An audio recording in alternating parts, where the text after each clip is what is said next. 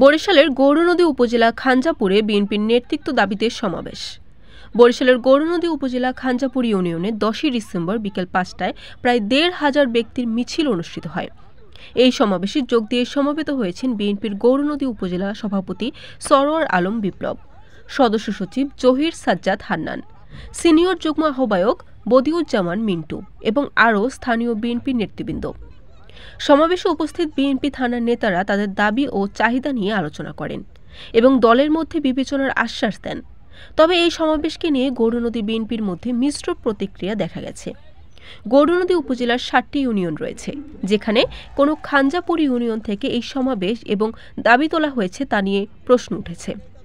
এ বিষয়ে নাম প্রকাশে অনিচ্ছুক এক ব্যক্তির বক্তব্য অনুসারে কয়েকদিন পূর্বে বিএনপির যুগ্ম মহাসচিব স্বাক্ষরিত এক প্রেস বিজ্ঞপ্তিতে বরিশাল উত্তর জেলা থানা ইউনিয়ন ওয়ার্ড কমিটির সম্মেলনের মাধ্যমে কাজ করার নির্দেশনা দেওয়া হয়েছিল। কেন্দ্রীয় নেতা আব্দুল আওয়াল মিন্টু এবং বরিশাল বিভাগীয় দায়িত্বে কেন্দ্রীয় সহ সাংগঠনিক সম্পাদক আকন কুদ্দুসকে দায়িত্ব দেওয়া হয়েছিল। এর ফলে কমিটি কাউন্সিলের মাধ্যমে কাজ করা হবে এবং সংগঠনের গঠনতন্ত্র অনুযায়ী বিক্ষোভ বা সমাবেশ হওয়া অনভিপ্রেত।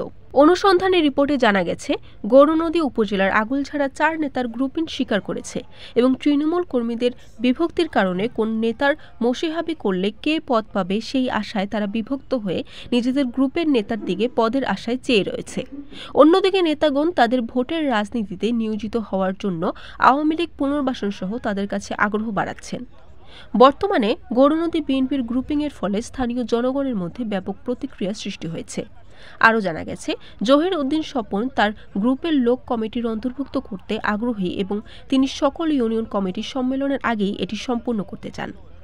জেলা কমিটির সদস্য সচিব মিজানুর রহমান মুকুলের মাধ্যমে থানা কমিটির অনুমোদন করিয়ে তিনি কমিটি গঠন করতে চান। যদিও থানা কমিটির মেয়াদ 2 বছর, তারা এখনও ইউনিয়ন কমিটি করতে পারেনি।